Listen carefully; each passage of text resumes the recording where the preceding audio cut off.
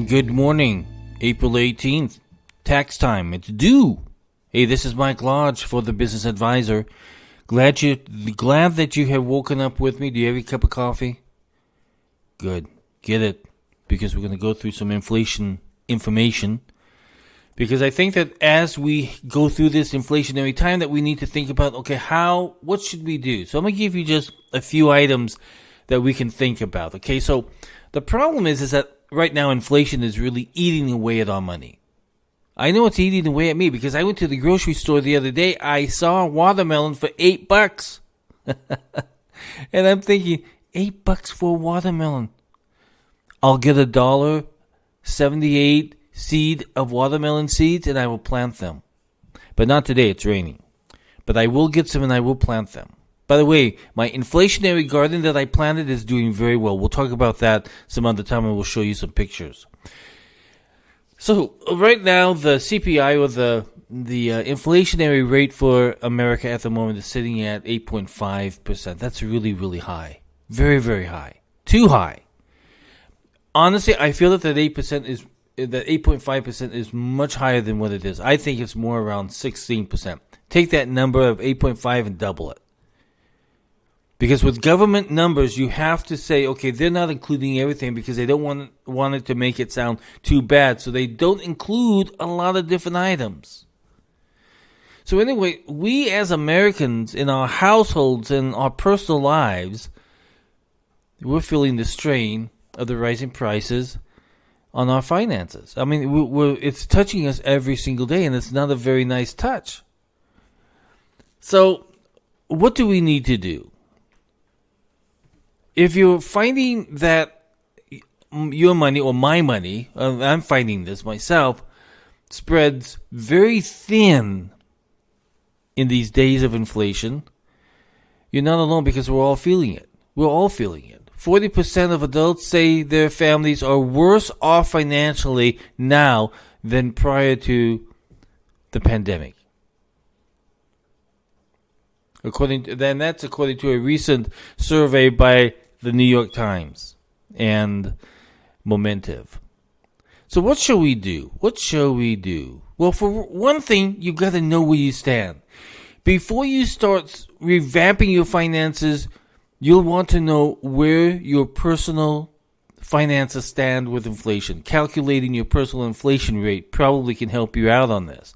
A personal inflation rate is more specific than the national inflation rate routinely cited in headlines that we see every single day, that economists are pushing on us every single day.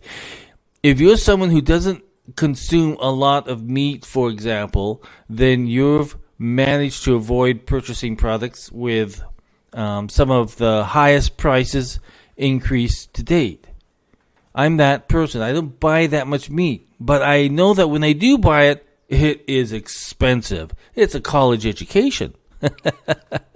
If you routinely eat out and have takeout or dine at restaurants, you're paying more for each order than you did a year ago. So to calculate your personal financial, or your personal inflationary rate, I should say, subtract your monthly spending from a year ago from your current monthly spending. Then divide that difference by your monthly spending from a year ago. For example, if your current monthly spending is $2,500 a month and it was $2,100 a year ago, your personal inflation rate is 19%. Now, a lot of you probably don't know what you were spending a year ago. That's why it's so important that you start maintaining and monitoring and producing a budget on an every single month basis. So you got to get smart with your budgeting. That's a very, very important thing. Get smart with your budgeting, because you need to know what your inflationary rate is and how much more you can expend. Because listen, if you have more money going out than you have coming in and you're using credit cards, you are in a doomsday situation. Once you understand your spending and your personal inflation rate, it's time to get back to really the budgeting basics. A budget is what creates a solid foundation in anyone's financial plan, even if you don't follow your budget down every single dollar.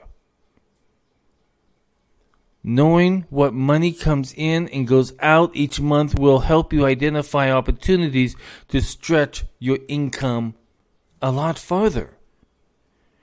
The budgeting for inflation requires going through your budget with a fine-tooth comb and looking at each section from a savings perspective. Do I really need Hulu, Netflix, and all the other apparatuses? Do I really need all that? Choose one. Choose the most cheapest one probably. But you need to start cutting your budget. You need to start going through your budget with a very fine-tooth comb.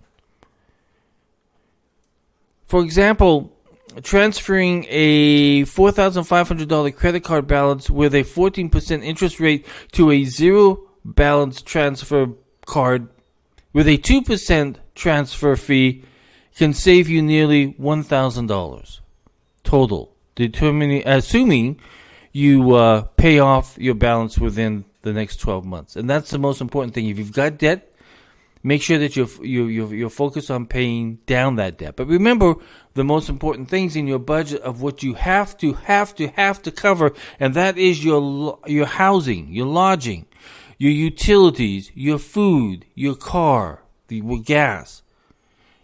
The most important items that take care of your family every single day, you need to focus on that. That's your number one goal that you have to cover every single month.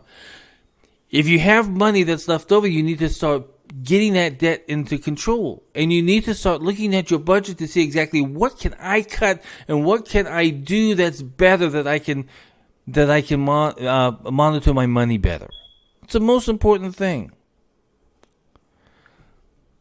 And then the most other important thing is that what fees am I paying? Like I know, for example, I just cut a whole bunch of apps that I don't need anymore, that were costing me a lot of bucks. Like example, my calendar that I use for taking appointments was about $45 a month. I was able to cut it down with a Google app with the same outcome on clients being able to book online for $7. So I went from $45 to $7. I saved some money there. And that's one of the other things is that's why I went to start doing my inflation garden, because I can grow tomatoes, I can grow cucumber, I can grow string beans, I can grow herbs, I can do all the stuff that I have been purchasing at the store. So I'm looking at the way that I'm spending money and what can I do? Okay, so I bought $1.78 seeds, $1.78 packet of seeds, and what am I going to get out of that? I'm going to get a whole bunch of vegetables out of that. And all summer long, I'm going to have vegetables.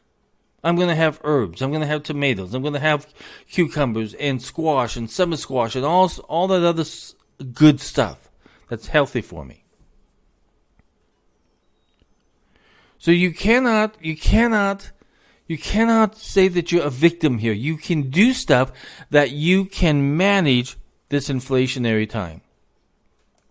It's no fun. I'm telling you right now, it is no fun. But we all have to do it because it's so important.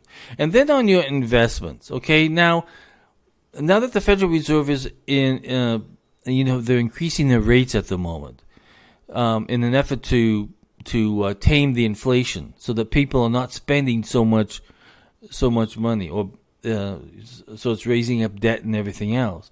And so investors are getting really shaky, and you're probably getting shaky too. What is going to happen to my 401k plan and everything else?